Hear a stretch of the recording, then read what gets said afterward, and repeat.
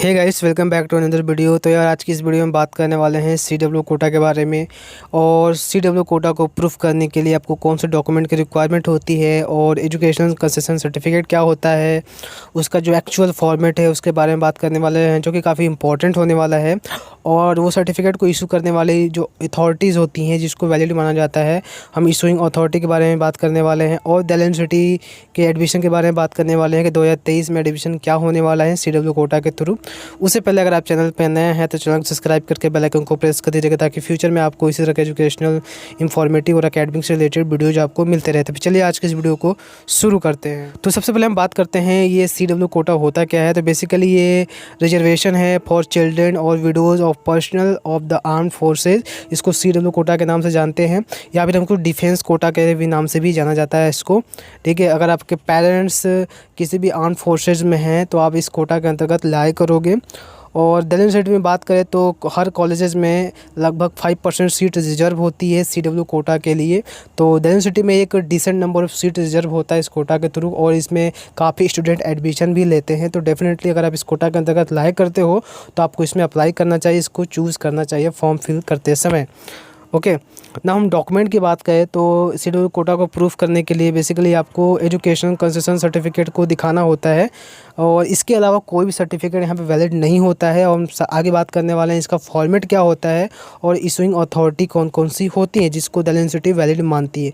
Delhi university के अलावा भी बहुत सी यूनिवर्सिटीज़ हैं जो कि यही फॉर्मेट मानती हैं और यही इशूइंग अथॉरिटी उसकी कंसिडर करती हैं, तो आप इसको लेकर के चल सकते हो। ठीक है ना, हम बात करते हैं एजुकेशनल कंसेशन सर्टिफिकेट के बारे में। तो ये सर्टिफिकेट होता है बेसिकली जो ये आपको ये बताता है कि हाँ, आप CW कोटा के अंतर्गत अप्लाई कर रहे हो, आप इस कोटा को अवेल करने के लिए एलिजिबल हो। बेसिकली यही चीज़ें इसमें बताई जाती हैं। ठीक है, और हम फॉर्मेट की बात करें जो कि काफ़ी इंपॉर्टेंट है दिल्ली यूनिवर्सिटी के पॉइंट ऑफ व्यू से, क्योंकि यही सारी चीज़ें दिखी जाती हैं।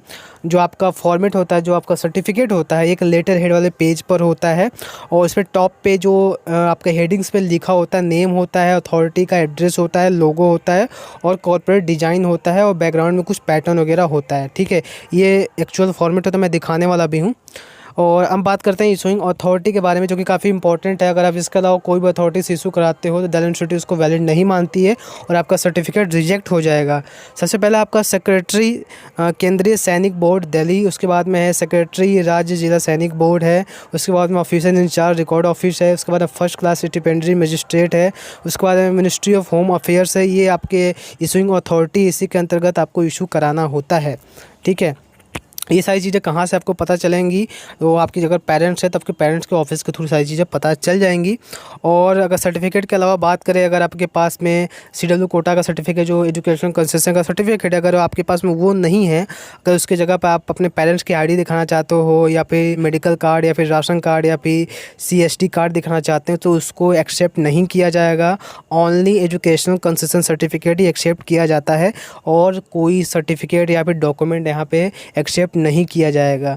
हालांकि आपको ये डॉक्यूमेंट जो इसके अलावा है, एजुकेशनल कंसेशन सर्टिफिकेट के अलावा जो आपका CSD कार्ड है, या फिर राशन कार्ड, या फिर मेडिकल कार्ड है, या फिर ID कार्ड है, इसको भी रखना। बहुत से केसेस में क्या होता है, कुछ सपोर्टिंग डॉक्यूमेंट भी मांगे जाते हैं, बट ये उतना कंपलसरी नहीं होता है जितना आपका एजुकेशनल कंसेशन सर्टिफिकेट वो कंपलसरी होता है। तो आपको एजुकेशनल कंसेशन सर्टिफिकेट ही बनवाना होता है। ठीक है, और सर्टिफिकेट पे आपका बेसिकली जो रिलेवेंट प्रायोरिटीज़ होता है वो यहाँ पे मेंशन होना चाहिए। अगर आपका सर्टिफिकेट का फॉर्मेट सही है, सब कुछ सही है, इशूइंग अथॉरिटी भी सही है, अगर प्रायोरिटी सही नहीं है तो भी आपका सर्टिफिकेट रिजेक्ट हो जाएगा। तो आपको इसका भी ध्यान रखना है। और प्रायोरिटीज़ कैसे पता चलेंगी मैं आगे बात करने वाला हूँ। और अगर आप नहीं समझ में आ रहा है तो आपको अपने पेरेंट्स से पूछोगे तो वो आपको बता देंगे, या फिर उनके ऑफिस से आपको सारी चीज़ें पता चल जाएंगी कि आप बेसिकली किस प्रायोरिटी के अंतर्गत अप्लाई कर रहे हो ना। हम प्रायोरिटी की बात करें तो यहाँ पे कुछ कैटेगरीज बनाई गई हैं। जो भी आर्म्ड फोर्सेस के पेरेंट्स हैं, जो आपके पेरेंट्स काम कर रहे हैं वहाँ पे, तो कुछ कैटेगरीज बनाई गई, उसके यहाँ पे आपको प्रायोरिटी डिवाइड की है। टोटल 9 प्रायोरिटीज़ है, और उसी के अकॉर्डिंग यहाँ पे आपको एडमिशन भी मिलने वाला है प्रेफरेंस के थ्रू। पहले प्रायोरिटी 1 वालों को, फिर 2 वालों को, फिर 3 वालों को, ऐसे सीट वैकेंट रहती जाएंगे तो आपको भी मिलेगा।